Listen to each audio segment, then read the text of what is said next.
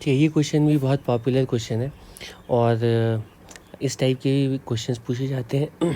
Actually ये question तो पहले, ठीक है, ये one of the most interesting questions हुआ करता था पहले के टाइम में, लेकिन फिर इसको तुम्हारे कोर्स में ही अलग से एक क्वेश्चन इस तरह का डाल दिया जाने लगा। लेकिन ये अच्छा क्वेश्चन है, ठीक है, मतलब बाकी क्वेश्चन के कंपैरिजन में ये थोड़ा आउट ऑफ लीग क्वेश्चन है। एनीवे, ठीक है, क्वेश्चन क्या है, क्वेश्चन क्या है, क्वेश्चन को देखते हैं। तो क्वेश्चन में बताया गया है कि ये 3 पार्टिकल्स हैं, ठीक है, 3 पार्टिकल्स हैं तुम्हारे पास। एक मिनट, इसको मैं हटाता हूँ और इसको हम ट्रायंगल बनाते हैं। तो ये इक्विलैटरल ट्रायंगल है, ये इक्विलैटरल ट्रायंगल है, ठीक है। और इस इक्विलैटरल ट्रायंगल के वर्टिसेस पे, ठीक, इस इक्विलैटरल ट्रायंगल के वर्टिसेस पे 3 पार्टिकल्स हैं, ठीक है, 3 पार्टिकल, 3 पर्सन बोलो या पार्टिकल बोलो, एक ही बात है। और ये इस इक्विलैटरल ट्रायंगल के, ठीक है, कॉर्नर पर है और इनके बीच में जो सेपरेशन, मतलब ये इक्विलैटरल ट्रायंगल है, इसकी जो साइड लेंथ है, मतलब इनकी आपस की जो सेपरेशन है, वो क्वेश्चन में बता दी गई है। That is a. ये तीनों साइड्स ए के इक्वल है, ठीक है। पहली चीज़ तो ये बताई गई है कि ये ऐसे इक्विलैटरल ट्रायंगल के कॉर्नर्स पर खड़े हैं जिस इक्विलैटरल ट्रायंगल की साइड लेंथ ए है, ठीक है। उसके बाद बताया कि ये तीनों ना मूव करना स्टार्ट करते हैं और कांस्टेंट वेलोसिटी से मूव करते हैं, सॉरी, कांस्टेंट स्पीड से मूव करते हैं। लेकिन इनकी स्पीड, ये इंटरेस्टिंग है, क्वेश्चन में बोला गया कि ये तीनों ऐसे मूव करते हैं कि ये तीनों ऐसे मूव करते हैं, ये तीनों ऐसे मूव करते हैं कि हमेशा ये ना एक दूसरे को फॉलो करते हैं। मतलब जो इनका नाम रख देते हैं, चलो ये मान लो ए है, ये बी है और ये सी है। ए हमेशा बी की तरफ सेम स्पीड से, इंपॉर्टेंट है कि इसकी स्पीड कभी चेंज नहीं हो रही है, ये बी की तरफ, मतलब ये ए ना अपनी आंखें खोलता है, देखता है बी कहाँ है, बिल्कुल बी की तरफ भागता है। कितनी स्पीड से? वी स्पीड से। और उसी तरह बी देखता है सी कहाँ पर है, तो ये हमेशा सी की तरफ वी स्पीड से और सी ए की तरफ वी स्पीड से ट्रैवल कर रहे हैं। तो तुम्हें लगेगा क्या होगा, ये इधर जाएगा, ये इधर जाएगा, तो इसका मोशन कैसा होना चाहिए। लेकिन तुम सोचोगे ना, ये ऐसा नहीं है। तुम सोचोगे थोड़ी देर बाद ए बी की जगह पहुंच जाएगा, बी सी की जगह, सी ए की जगह, नहीं, ऐसा नहीं होगा।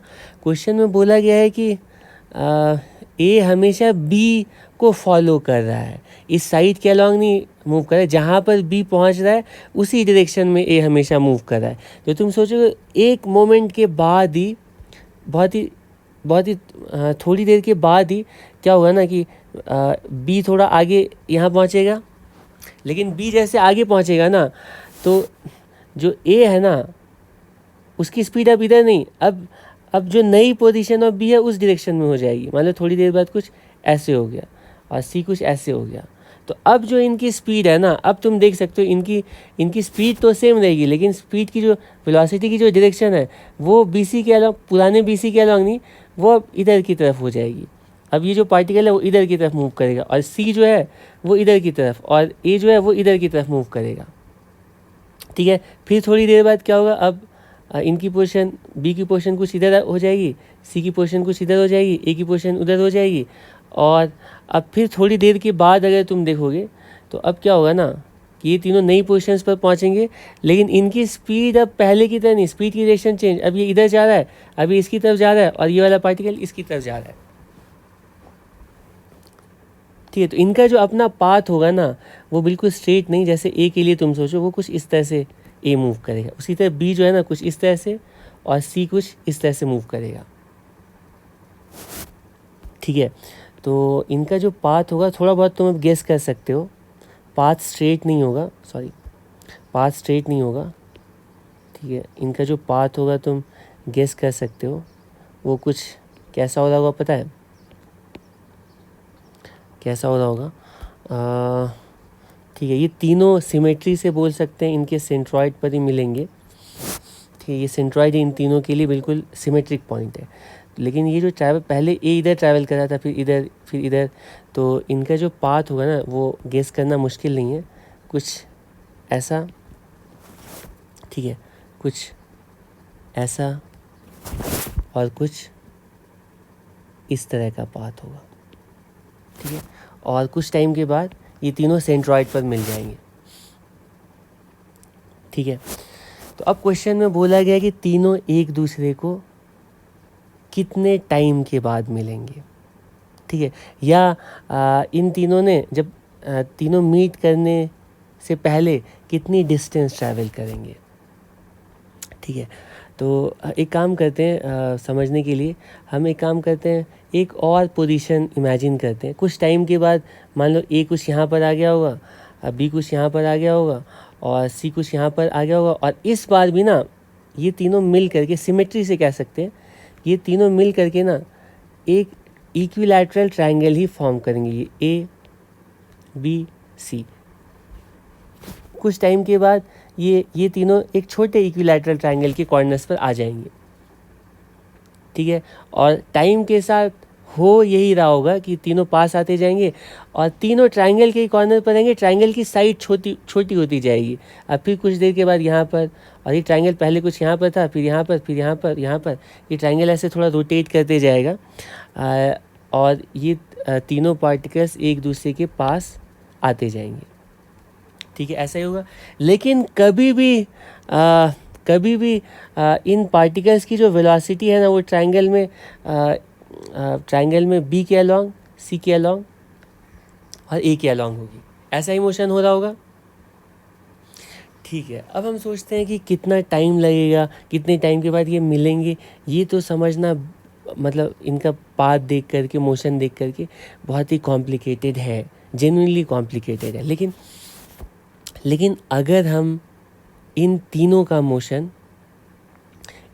मोशन ग्राउंड के रिस्पेक्ट में नहीं देख करके, मतलब ग्राउंड वाला जो ऑब्जर्वर है ना वो इस तरह से तीनों को जाते हुए देख रहा है, अगर हम इन तीनों का मोशन इनमें से किसी एक पार्टिकल के रिस्पेक्ट में देखते हैं, यानी ए के रिस्पेक्ट में अगर तीनों का मोशन देखते हैं, तो ए के रिस्पेक्ट में, बिल्कुल ए की जगह तुम अपने आप को इमेजिन करो, तो ए के रिस्पेक्ट में कैसा मोशन हो रहा होगा। तो कोई भी इंटरमीडिएट सिचुएशन ड्रॉ कर रहा हूँ, ये जो बीच वाली है ना, यही वाली सिचुएशन ड्रॉ कर रहा हूँ। किसी भी टाइम में अगर ए के रिस्पेक्ट में हम मोशन देखेंगे, ध्यान से सुनना, अब जो अगला पॉइंट कहने जा रहा हूँ ये इस क्वेश्चन को सॉल्व करने का की है। किसी भी जनरल टाइम पे अगर हम ए के रिस्पेक्ट में तीनों का मोशन देखेंगे तो क्या हो रहा होगा पता है, तो हमेशा ही ना ऐसा लगेगा, ठीक है, सॉरी, हमेशा ही ए बी से है। अगर इस ट्रायंगल के रिस्पेक्ट में इन तीनों का मोशन देखा जाए तो ये ट्रायंगल ऐसी है, बस ट्रायंगल टाइम के साथ ना बस छोटी होती जा रही है, ट्रायंगल सिर्फ छोटी होती जा रही है टाइम के साथ, ठीक है। तो अगर हम इन दोनों का आपस का मोशन देखेंगे ना तो हमेशा, मतलब इनका आपस का अगर मोशन देखेंगे तो हमेशा, एक सेकेंड, हमेशा ए जो है बी की तरफ ट्रायंगल रोटेट करता जाए, लेकिन ट्रायंगल के रिस्पेक्ट में सोचोगे तो हमेशा ट्रायंगल बी की तरफ वी से, और बी जो है ना सी की तरफ वी से ट्रैवल कर रहा है। तो इनका आपस का अगर रिलेटिव ए के रिस्पेक्ट में अगर बी का मोशन देखा जाए तो ए और बी ना आपस में एक दूसरे की तरफ कितनी स्पीड से आ रहे होंगे, तो ए के रिस्पेक्ट में जो बी की स्पीड होगी वो समझने में तुम्हें प्रॉब्लम नहीं होनी चाहिए, वो होगी, वो कितनी होगी, वो हम ये ए की स्पीड तो पूरी वी की तरफ है, लेकिन बी की जो स्पीड है ना उसका एक कंपोनेंट है, तो तुम बी की स्पीड का कंपोनेंट निकालोगे, ये तो 60 डिग्री है, तो ये लिखेंगे वी cos 60, ठीक है, और इधर एक कंपोनेंट वी sin 60, तो वी cos 60 की वजह से ठीक है, ये दोनों पास आ रहे होंगे, तो ए बी के अलॉन्ग, ठीक है, इन दोनों को ये दोनों पास आ रहे हैं, तो ए बी के अलॉन्ग दोनों की वेलोसिटी हम निकालते हैं। तो हम लिखेंगे v प्लस ये v cos 60 और ये वेलोसिटी आती है, ये वेलोसिटी आती है 3v/2। ठीक है, इसका मतलब है a और b एक दूसरे की तरफ 3v/2 स्पीड से ट्रैवल कर रहे हैं। ये ट्रायंगल छोटा होता जा रहा है, ये तीनों एक दूसरे के पास आते जा रहे हैं। किसी भी दो पार्टिकल के बीच में जो रिलेटिव वेलोसिटी है एक दूसरे की तरफ, वो 3v/2 के इक्वल है। ठीक है, अगर हमेशा ही चाहे ट्रायंगल किधर भी रोटेट होके चला गया, ट्रायंगल की साइज़ कुछ भी हो गई, लेकिन हमेशा ए और बी एक दूसरे की तरफ 3v/2 से ट्रैवल कर रहे हैं। तो इनको मीट करने में टाइम कितना लगेगा, तो पहले इन दोनों के बीच में डिस्टेंस कितनी थी देखेंगे और इन दोनों के बीच की रिलेटिव स्पीड देखेंगे। तो हम टाइम की वैल्यू लिखेंगे, टाइम इन दोनों के बीच की डिस्टेंस वो a थी और इन दोनों के बीच की जो रिलेटिव स्पीड है वो 3v/2 है। तो तुम टाइम कैलकुलेट करोगे 2a/3v, बस। ठीक है, तो ये वो टाइम है जिसके बाद ये तीनों आपस में मिलेंगे।